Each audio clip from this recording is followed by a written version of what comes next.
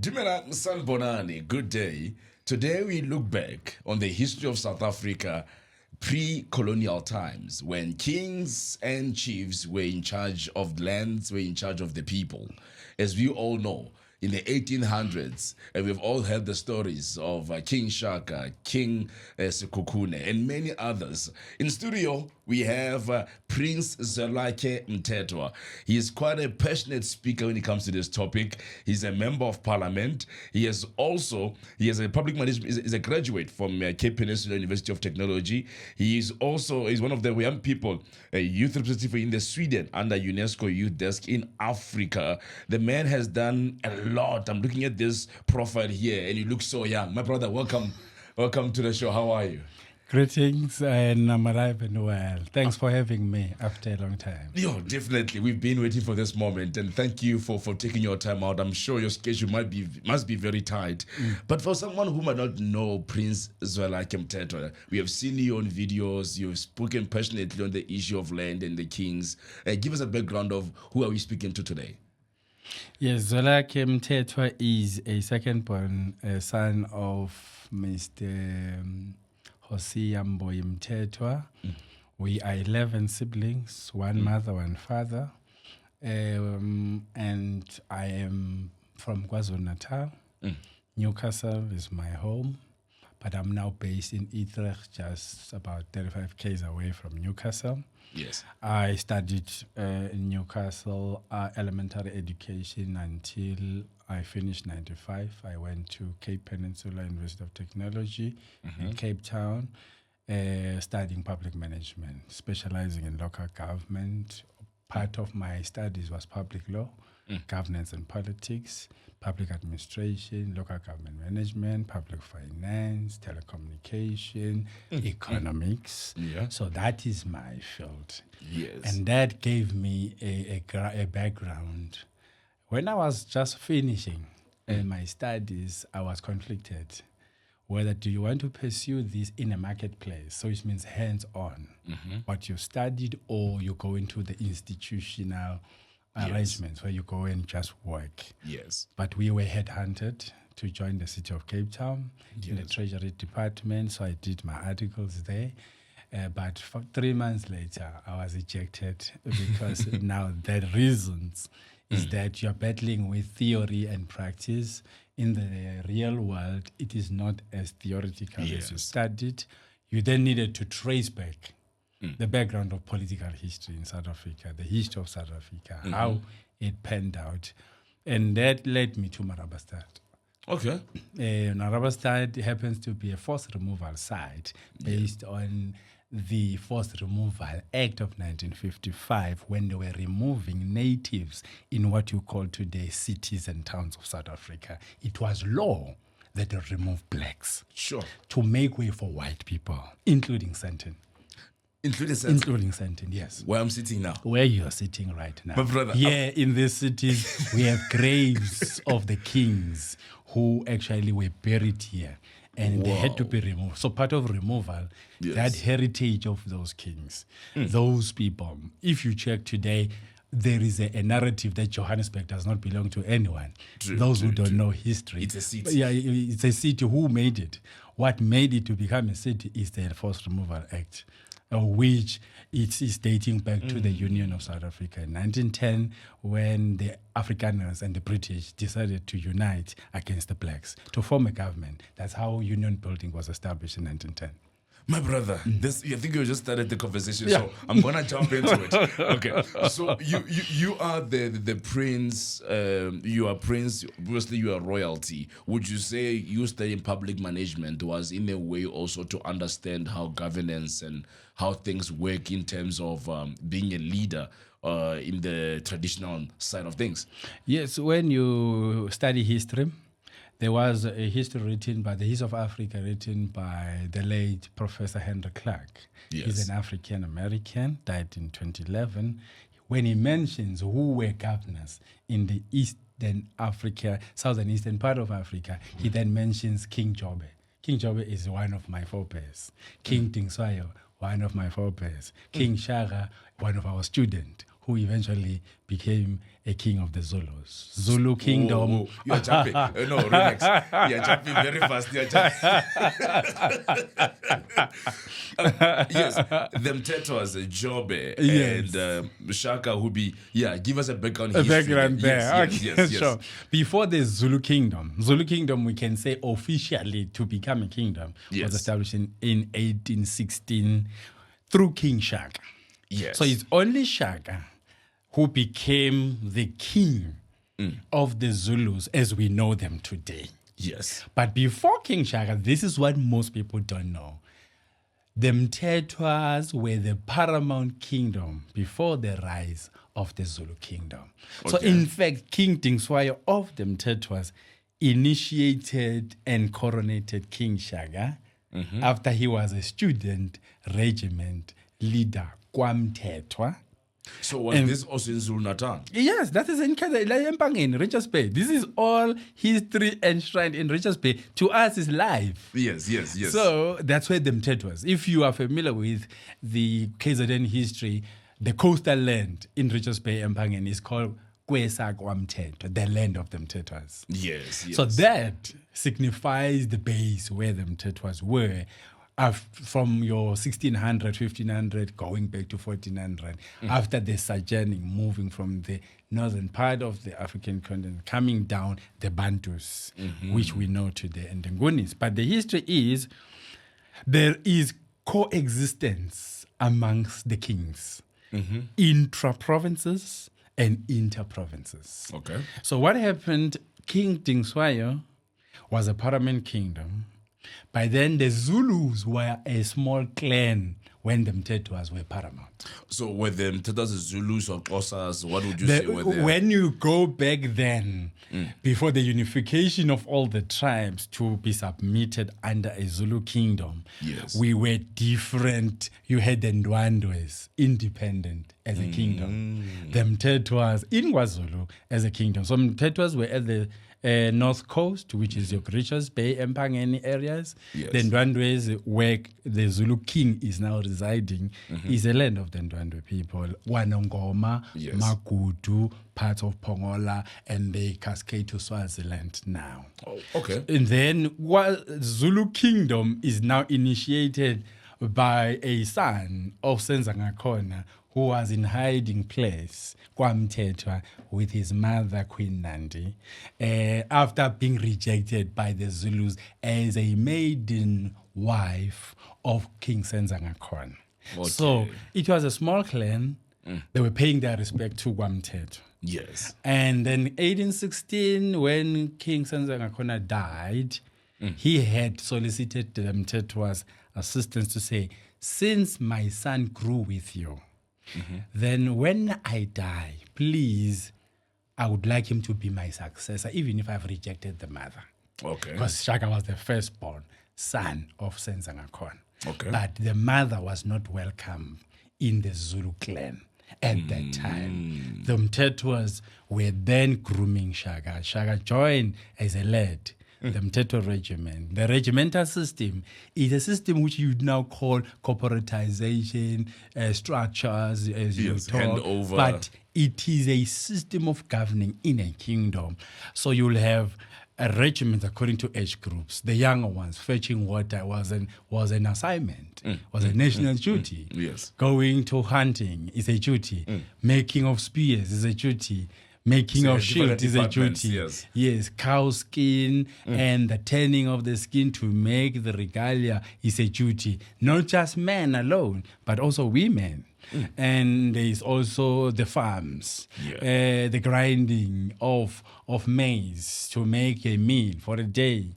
Those are duties. So Shaka joined in KwaMthethwa as a paramount kingdom, which has its own military regiment, which was controlling the Delgoa Bay, which is now Maputo trade route. Yes. So from Mozambique, when the Westerners were coming and settling Africa, going to India looking for spices, they would find Mthethwas because it was the southern eastern part of African kingdom.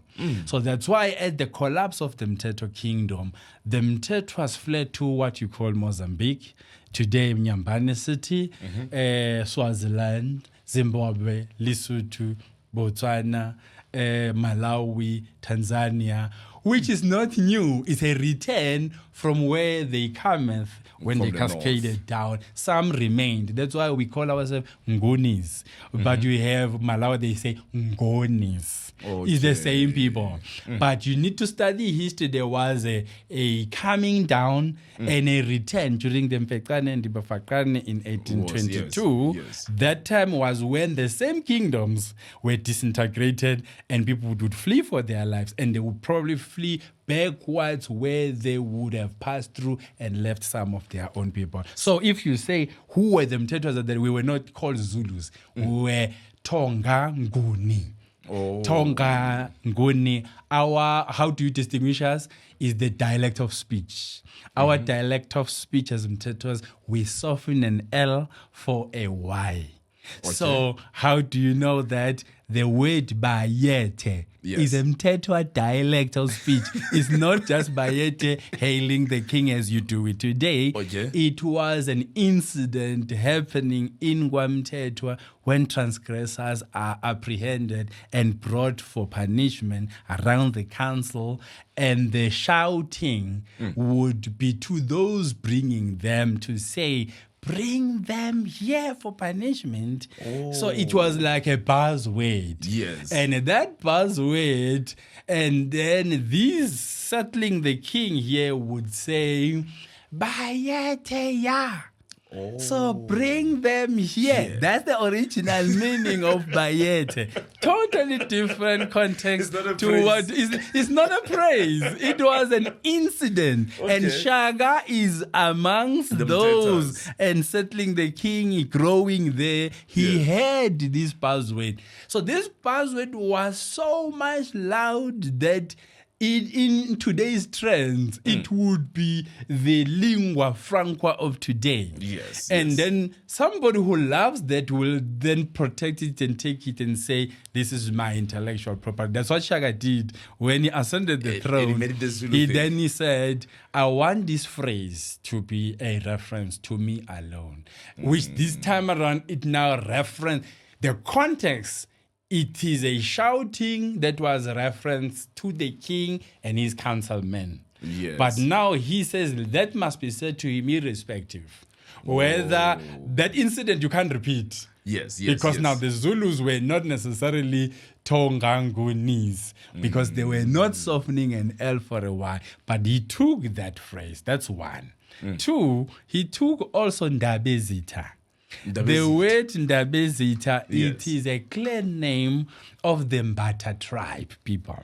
Okay. So when Mbatas praise themselves, they will say Mbata Ndabezita. But now the contextual meaning of the phrase Ndabezita, it means the talk of enemies, literally speaking. Ndaba yezita, dira zita. And so the talk of enemies.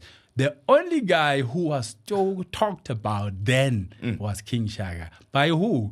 By his enemies. The Mbatas. Those, obviously, the Mbatas, he just took the phrase, but the context in his rulership, he was hated the most for subjecting most of the tribes under the Zulus. Those who didn't want to be subjected, they fled. So you will have Zulus who fled to Eastern Cape, Zulus who fled to Transvaal, Zulus who fled to your Mozambique, you name it. Yes. They were fleeing due to this thing of unification of the Zulus, because he saw white people that they are entering the country during his his mentor was Dingswayo. He saw the trade. The whites were not entering the country at the time. The trade would happen at the post, at the port. And then we trade there, we come with the loot of exchange. Then they leave, because the intention was not to settle. Yes. But upon realizing that we were benefiting a lot of materials, your rhino horn, your fresh meat, women, you name it, but there was no monetary economy at that time, so it was barter trade. So Yes. then they would bring the articles from India, your Far East, your gold, your earrings, your bangles, your beads. Yes. The beads we use today is part of the materials of exchange that you would bring something that is Shiny of and value to you because you couldn't get money. And then when you need meat, what do you have to exchange with? They Yes. said the only thing we have is this. Yeah. That's how some of the articles, when you trace history, you find articles that you find in India, but they are here. How did they land here? During the traveling and the exchange, and those things ended up remaining here, which is now a mix. So in that, I'm saying the Mthethwas were a kingdom. And then it collapsed in 1818 when Okay. King Zwelakhe died. Okay. Who killed him That's a good was the question. Ndwandwes, the rival kingdom. They killed it. They killed our king. Okay. And then King Shaka revenged on our behalf by killing the Zwide Ndwandwe king. And Then there's the collapse of those two in KwaZulu, and the Zulus remained. so that's when Shaka came That's into. when so Shaka became then powerful because he's the last man standing at the death of the two giants. Sure. And wherein the three were responsible for self-destruction. Sure. Yes. So I'm gonna come to this part. There's a story of Shaka where they say, I think who killed who? Dingane. Give us a background between him and Dingane. What's happening? I think, okay, sure, good. I think that's the trend you were talking about as well. So now, when you study history, you need to get context. Sure. Now, by virtue of us being in KwaZulu, we have the context, which is cascaded down orally from one generation to the other. Yes. But you then have to go and study the British history, those who colonized us. Because in their journals, especially Sir Henry Finn and Farewell, in their journals, they have a different record of what was happening when Shaka was dying. Yes, Okay. totally different. This is the context we were sold as Zulus and probably the Bantus. Yes. Is that Umhlangan, Dingane, Mbopakasthai, and Mkabai conspired to kill King Shaka. Okay. That's a fact when the eventuality, that's what happened. But park that thought. Now go read a book called The Olden Times in Zululand and Natal by A.T. Bryant. He is a British referent. And then you go and check the South African history from 1652 to 1952. It's about 400, 500 years. Those records, you find a totally different story, especially in this one. The governor of the Cape in 1828, the time when King Shaka died, he asked the whites who were based at King Shaka's palace in 1824, Sir Henry Finn and Farewell, he asked them the question in the Cape, did you make sure that King Shaka is dead? That was the question. 2, did you make sure that he is dead not through your hands, but his fellow siblings' hand? Okay. There was a reason. Because the intentions of the British was to establish in Durban Port. Okay. At that time, the King's Palace was Durban City. Okay. From King Edward Hospital Yeah. to KZN University was a palace of King Shaka. It's not Nongoma. Nongoma is It's yesteryear. Okay. Nongoma is yesteryear. The original palaces is what you call cities and towns of all the other kings in other provinces as well. So in KwaZulu, in Durban, before Stenga where he's now buried is another palace. Kings would have, in your modern day language, your summer palace, your winter palace. So in Durban is warmer. So when seasons change, you are based here. If you are allergic to a certain season, and then you move. Yes.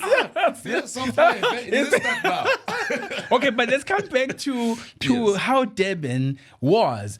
By the way, the word Durban is Sir Benjamin D. Eben, which is a British governor of the Natal colony. But leave that. So Durban as the name is not the original name. Okay. The British would honor their own by naming our towns. as a sign of annihilation of our history, because our government system was that of kings. So it was clashing with the British Kingdom. True. So the strategy is to say destroy the native system, but inherit them with our own. If you want evidence of that, go to the 2nd of February 1835. Lord Macaulay in the British Parliament, he said the following: I've traveled Africa. I've seen people who are very rich and peaceful and who were needing nothing. So he then said the only way to subject these people is to change their spirituality and then change their education system. In that way, we will then be able to subject them under our rule, and then we'll sell them the British way of doing things. When natives see an alternative to their own system, they'll have inferiority complex to practice their own, because there is now something else they never knew. And that's how we, the blacks, have been actually overtaken.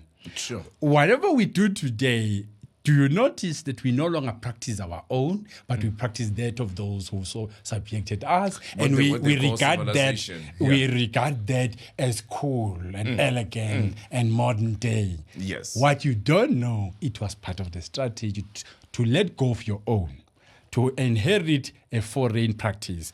Look at the aftermath of that. You were then easily captured by those who subjected you. Since 1835 till today, who is controlling you? Clear. The same people. So they've succeeded in subjecting you. Assimilation. You're dropping your history, you drop your heritage, you drop your language, Your customs. you drop your custom, you drop your economy, you drop your government system, because you think democracy, it is the way of doing things. I say no, it is the kingdom system. You can't use a foreign concept, system of government and think you'll succeed. You can't perfect somebody else's intellectual property. And in this case, you were forced for a democracy. By the way, I studied democracy, so I can tell you that Socrates and Aristotle and Plato, the Greek philosophers, 500 years ago, never practiced that in their own lifetime.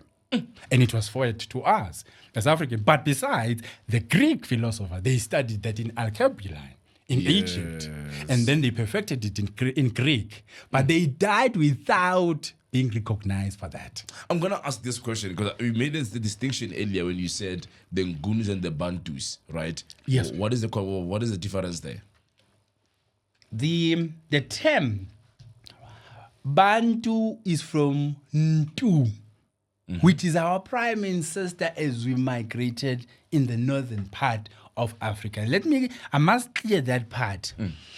When we fight amongst ourselves as blacks, fighting for space and recognition here in South Africa and in the continent, we forget that Africa was not having these boundaries which were created by our colonial masters. Yes. There was no South Africa, Mozambique, Zimbabwe.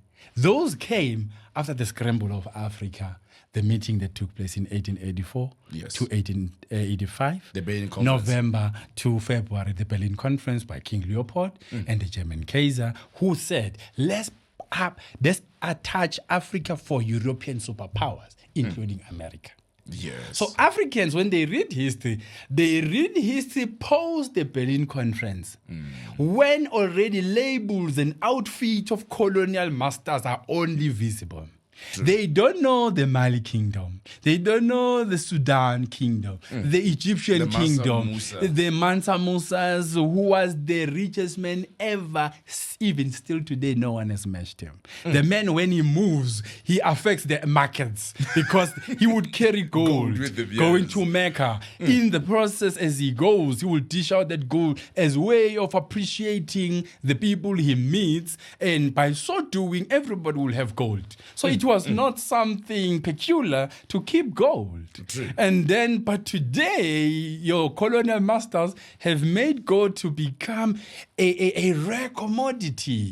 I studied economics. What we know, we say the value of a thing is determined by its rarity. So when something is rare, so what do? Scarcity. You make it to be rare. Not that it is rare. It is in abundance in South Africa, gold. But check yourself. Who amongst us as blacks who carry gold? None. None. Those who colonized you, they're keeping it and they say it's their own property. Going back to Section 25, protection of the property of minority. But let me not disturb that. That will come to this one. Yeah. I am saying we have a plethora of history of kingdoms, which our own literature does not recognize. It is there. And us, we are the first culprits, the Africans. We have studied more of what the colonial masters have done on us to the point of being eloquent about what they taught us. But we have become illiterate that what they are doing was an annihilation of ours so as to achieve their end of subjectivity. Because it's said that our history usually, when we read it, it starts from the British slavery, then apartheid, then our land were taken. No, those are novices who talk like that, who don't know history. I was explaining about the term Bantu. Yes. It's Ntu. The naming and the surnames we are using today were names. There was never a surname. So when you hear Zwelakhe would be my name. Yes. And now we're keeping the surname to give you distinguishing factor to the next Zwelakhe, because you can have two. Okay. So which Zwelakhe are you talking about? The one of them Mthethwas. Because there is another Zwelakhe, Modise. So now you distinguish them that. Also, but it was a mark of time. Yes. When a child is born in a time of rulership of King Tingswayo, so a child would be given a reduced version of Tingswayo. So utona Tingswayo nyana. Because you are honoring that you are not Tingswayo. Tingswayo is the man. Okay. But nyana ki omonyane otswetswe kanako ya Tingswayo. Okay. Then that's how you will know the naming, the calendar, and the birth date. Okay. When it would be who was ruling at that time, what was prevalent at that time. If there was a pandemic, children would be called COVID. Then you know that child was born around the 2020 to 2022. It is around the time. It doesn't matter the 2-3 years. Okay. That's exactly how we come. So Ntu is a person. Bantu are his people who are following him when he left the north, coming down. What were the reasons of living? Multiple of them. One, the Mohammedanism era. Muslim. Islam, When it started in the northern part, Middle East, northern part of Africa, it destabilized the Mediterranean Sea. All the ships coming from Europe would not pass through there. They will have to look for another passage, which is the Cape. Yes. And then that's how these guys landed here. They were passing, but they had to get a refreshment station in Cape to fix their ship, to get food. That's how then plantation in the Cape started. Pasteurized milk was Louis Pasteur. It's now a hospital, but it's from a person who started the culturing of milk. Wow. And then it was passed. And then that milk formation, it's called pasteurized milk, according to Mr. Pasteur. Okay. So that, you see how labels, but labels attached to a man. To a person, the surname, there's meaning. So if you don't know history, you'll be a victim of everyone and everything that will be called until we decode for you. Like Bayet, everybody says Bayet. Yeah, even myself. But I'm just giving you the original version, where it comes from. When you don't know Bayet, hail the king, you give a wrong answer again. But fine. So Ntu had his followers, and those followers you would then call Bantu. Batu Bahantu. Abantu Bagantu. Yes. By that time, when you say Ngunis, are those who speak a similar dialect and they kept their unity amongst themselves. Yes. So when you behave the same, you speak the same, you reinforce when you go for war together, you then become a conglomerate. So you move together. Yes. So there, Mohammedanism was one of the reasons. Two, the climate change. The climate change, where now it is desert, it is proven in history that it used to be green. But as seasons change, It drives certain parts of the world, which drives imfuyo, grazing of animals. We lived along the river banks, the reasons to fetch water nearby. Umuzi was established along the rivers. That's why then the name of rivers will be called Umuzi. Umzinyati. Okay. Umzinyati, it's a buffalo river. Inyati, it's a buffalo. Yes. What is the common sense of buffaloes being named after a river? That's where they used to drink water. Animals, they associate with water after grazing.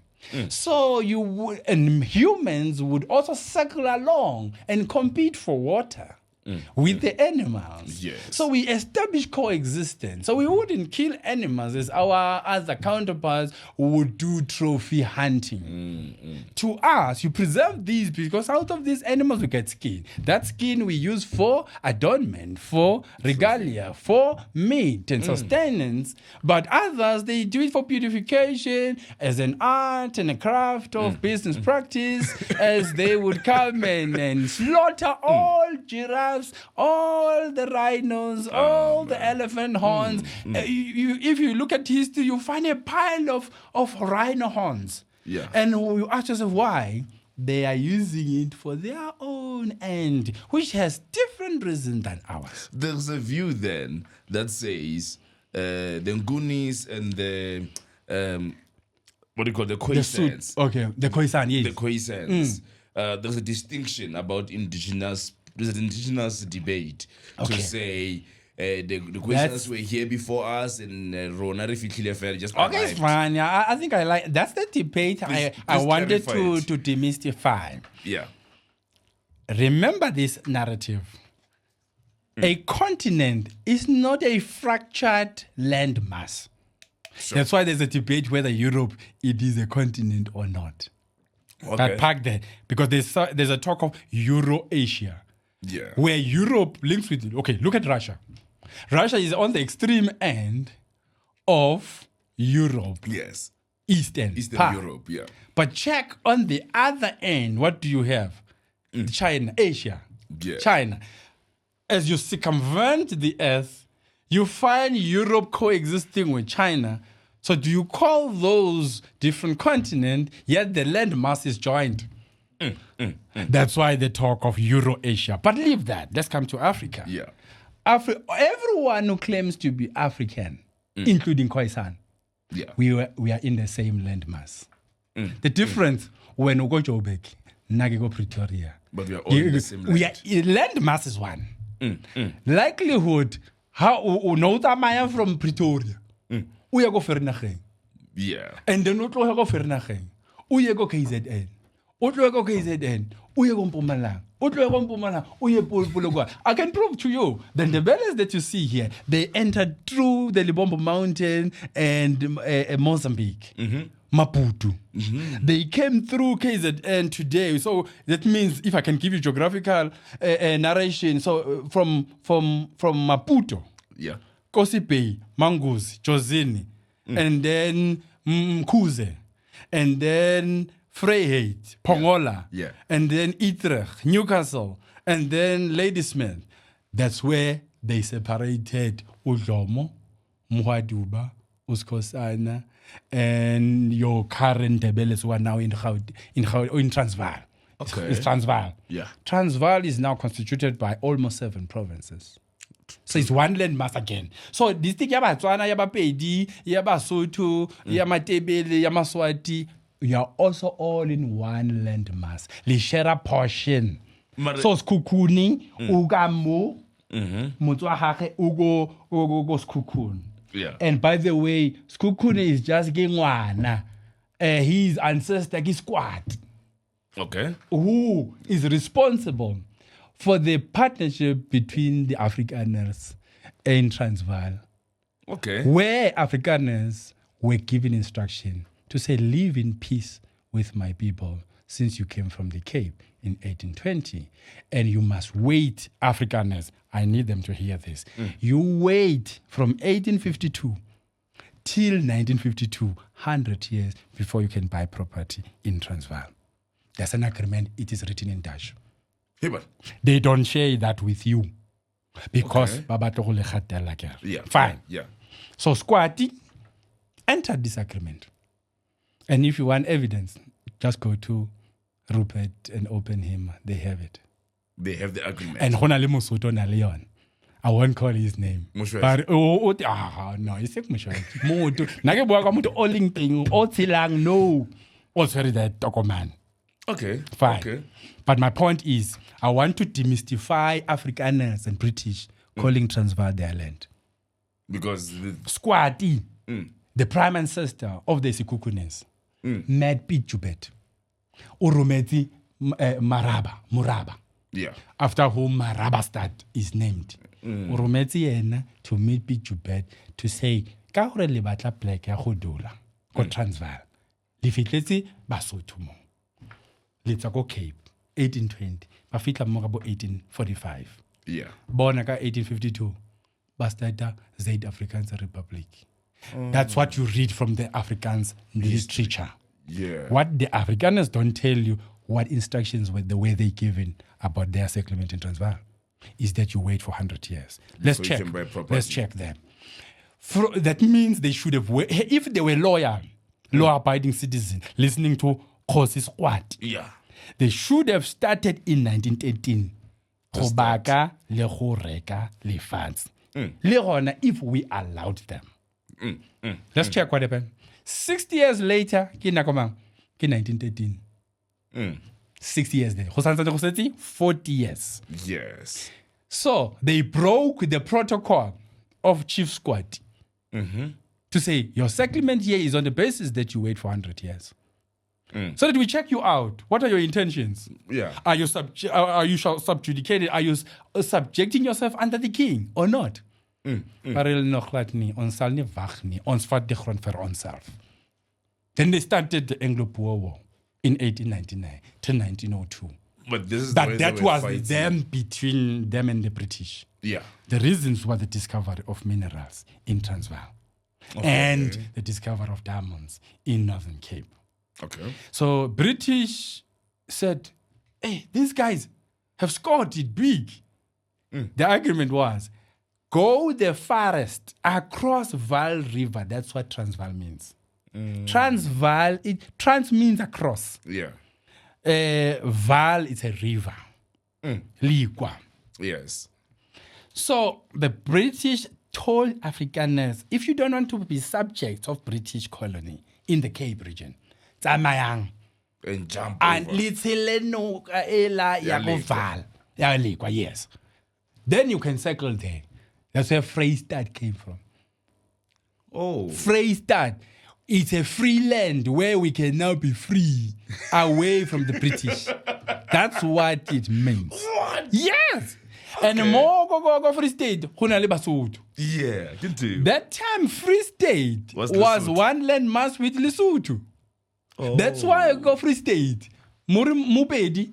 Mupedi, Mupedi, yeah. Yeah. That is his uncle, Mushweshu.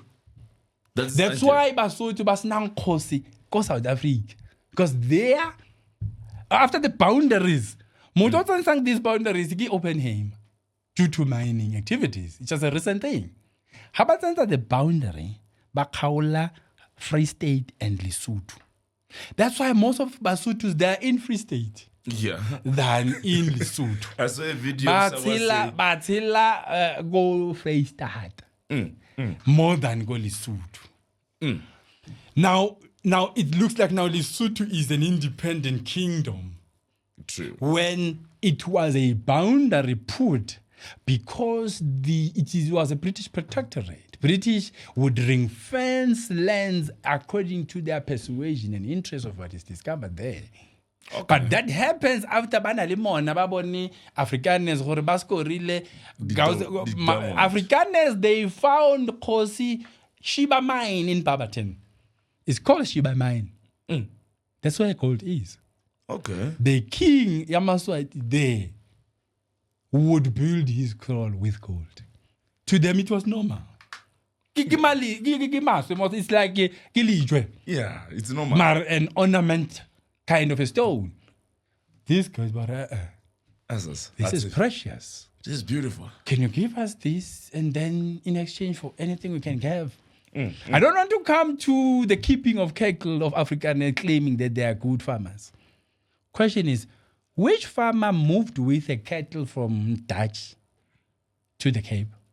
And then in the Cape, you push animals or oxes up until Transvaal.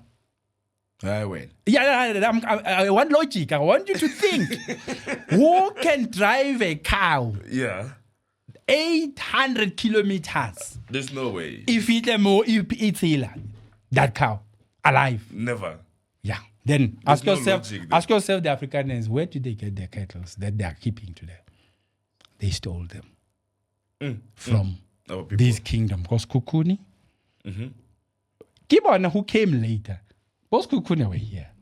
The Ndebeles were here. The Swatis were here. The Tswanas were here. So Habakaula, South Africa, Namibia, itswella kontle, Lesotho itswella kontle, Botswana itswella kontle, parts of Mozambique itswella kontle, Swaziland itswella kontle. Whites, due to contestation, they can create a country just to spite their opponent. Yeah. So would you say that in a way it became more about their own squabbles between them and the British, and they literally ignored Bona, 1899 till 1902 is a fight between the two. But check what they did. They said, no man, Raizana, Libatu Bamoto, Ritogo Europe. Let's fight the native African, drive them out of prime land and settle there to even form a government. That's what we call 1910 Union. Union of South Africa had nothing to do with Kabasotho. It was between both of them. It was between these two. Zulu, but let's exclude them. It is against that background that Mahoshi met in 1912. When the ANC was born. In Vaiuku. It was called then National Native Congress of South Africa. Yes. Let me bring this one. It will send a spanner in the works. The modern day ANC says we are fighting for coexistence with white people. Yeah. If that narrative is true, what was the narrative of starting ANC in 1912? Was it about fighting to stay with white people? No. Okay, how do you stay with them when they were excluding you? That's what the ANC today is claiming to be standing for.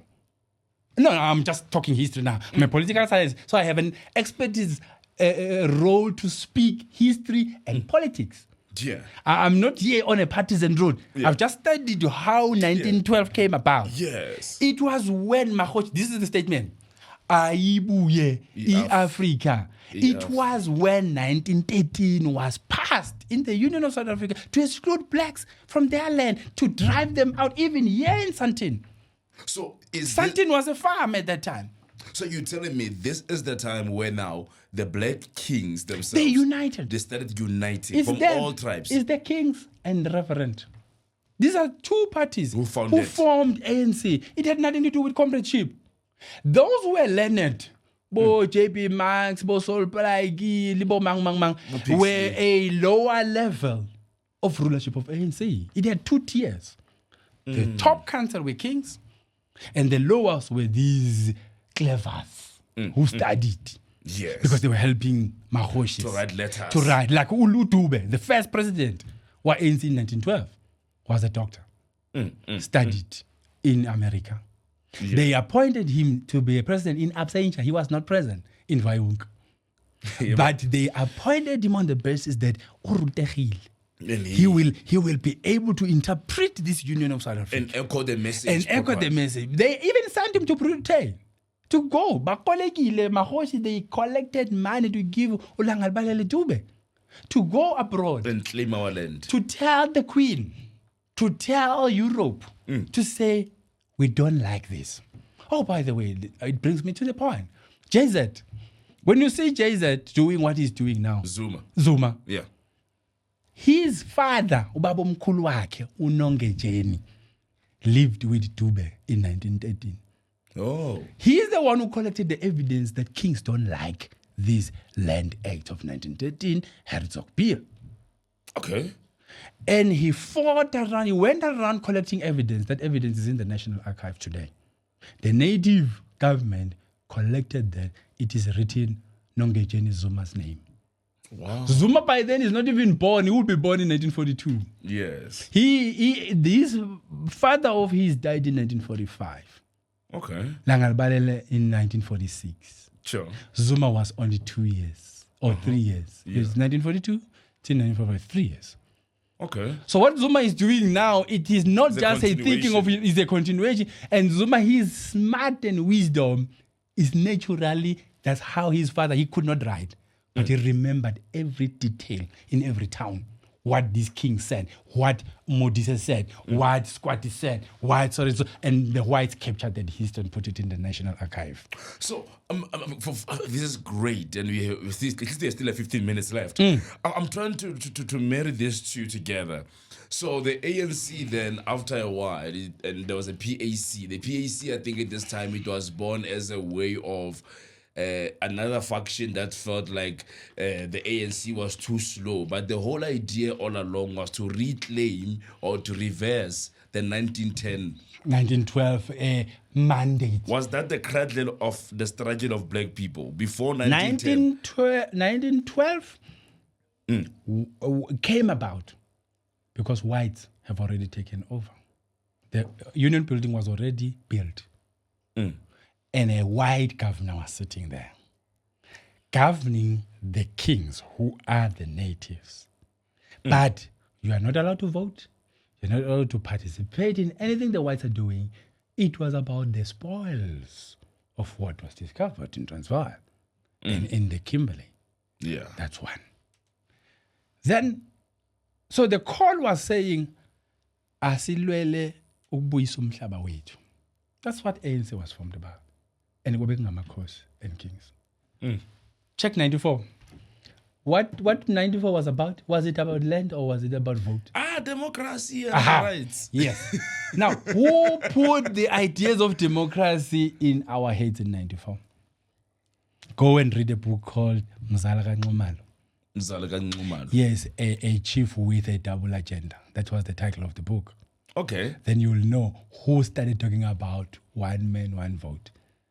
It has something to do with our president today when he started the unions in 1983, NUM and COSATU. Why? Those are ideas that came from Oppenheimer and Rupert to say, stage a march which will galvanize workers in the absence of ANC leadership since they were in exile, and you will emerge as a last man standing. Come the negotiations post-1990 release of Mandela. And they wanted him to be by the side of Mandela, carry his microphone when he comes out of Victor Foster, so as to appear that this is the man who unlocked Mandela from prison. But the aim was not that. It was that we have one of our own whom we want to parachute into the ruling party. That's how Cyril got to become a Secretary General of the ANC, whilst he was never in the then struggle. Everyone was in exile. There was no practice of politics in the country at that time. But what about the time when he was arrested and the comrades remember him in the strike? If you want the original version, Likota will give you original version of what happened. Okay. They were both arrested. Yeah, now he wrote in the church office, saying they put communist that ideas. These guys, people now who misled me, that's how Likota went to jail, and then Cyril was let go. Was allowed to remain outside. Since then, they gave him to study in Teflop. But somebody, as a law student. Somebody asked you a question as well. Maybe Cyril was the last of them, because how did some of our leaders end up having houses in London during the struggle, and some of their kids were studying in Europe, and who was funding all of these processes? Oh, okay, let me answer you. Let me answer you. Could it not be that already before the 1900s, Yeah. there were the special fews that the people have identified as the parachutes of what would be Okay, let me come in, but on Jelanak. Yeah. What is happening before 1957? Yeah. The international bankers sat down and said, let's create puppet regimes of all Africans Okay. so that they think that they are free, whereas we are micromanaging them. That's how 1957 Kwame Nkrumah came about. So all those Pan-Africanist leaders, from Kwame Nkrumah to Mandela, were puppets of the colonial regime. Now, that takes care of any casualties before any first country in Africa to be liberated. I've answered you. So if we're not they are within the space of 1957, all of them. Why? They studied in Europe. They studied the European culture. Didn't you hear me when I said, let's change the culture of these Africans to learn European Western systems so that it's easy to manage them than when they practice their Zulu, Tswana, Basotho practices. And the easiest person to manage is the learned person.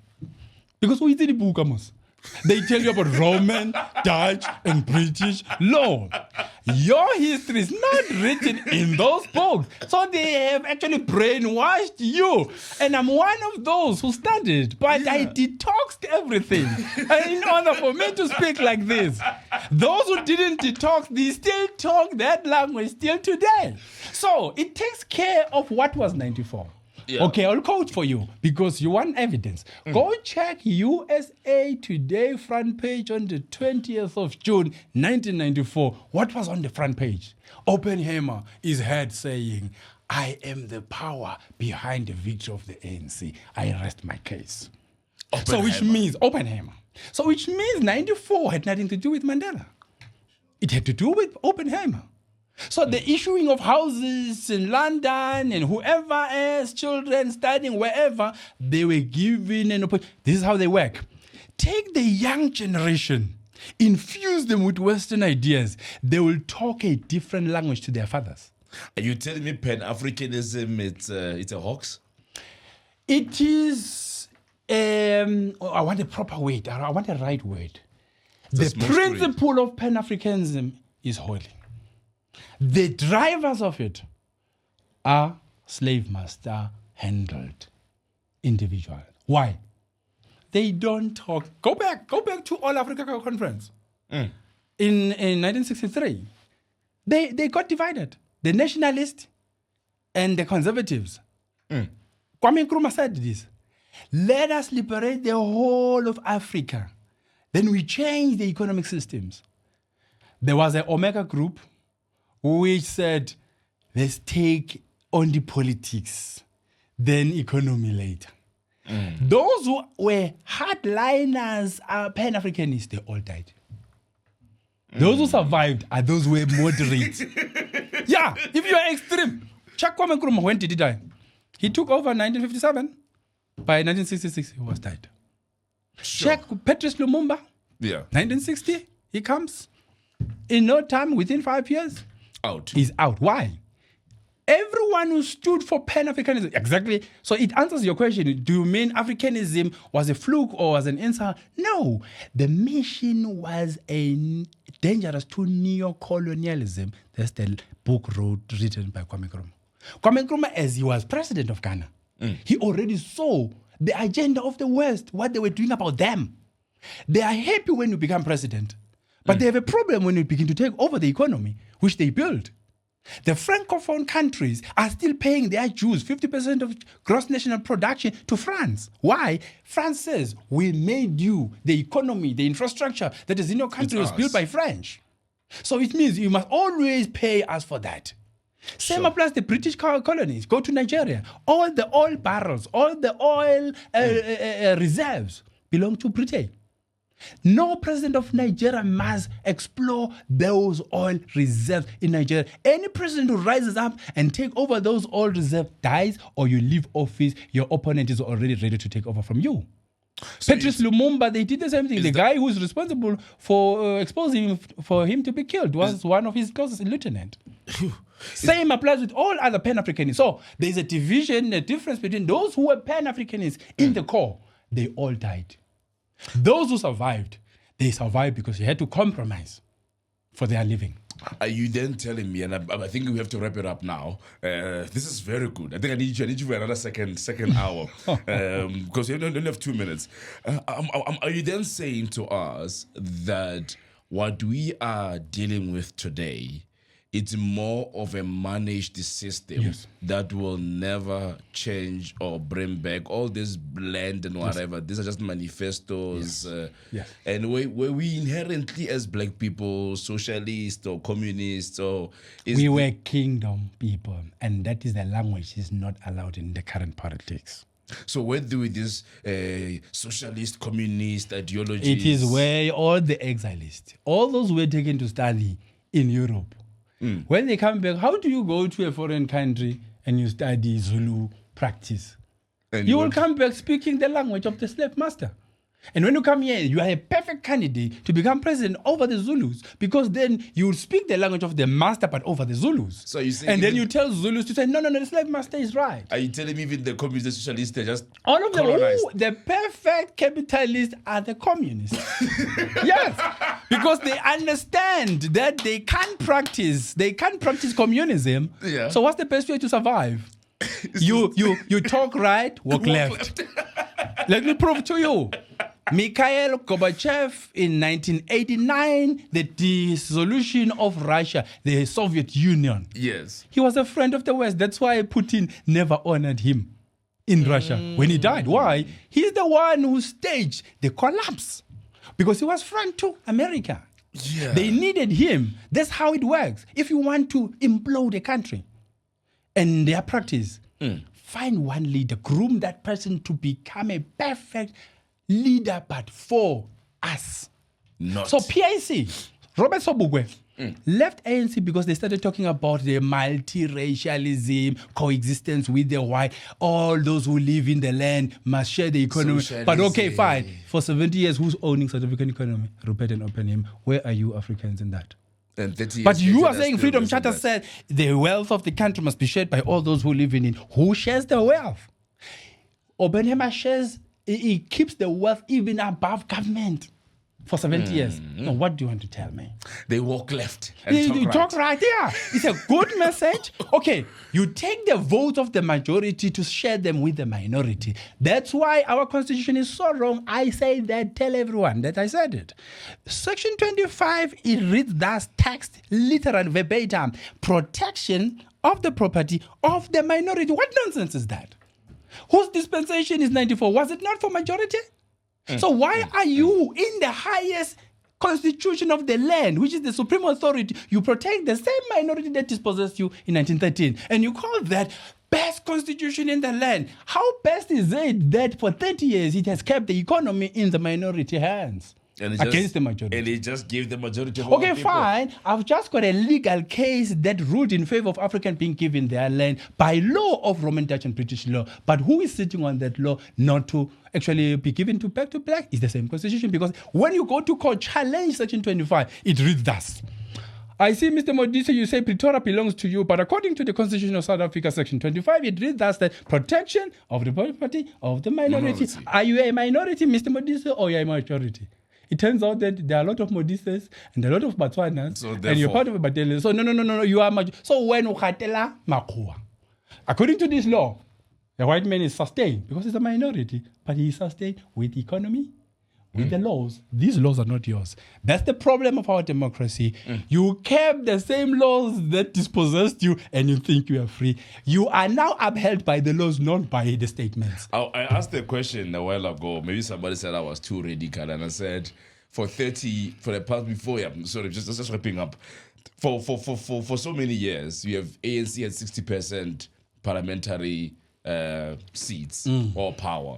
And even now, with the EFF and MK and others, you have that thing.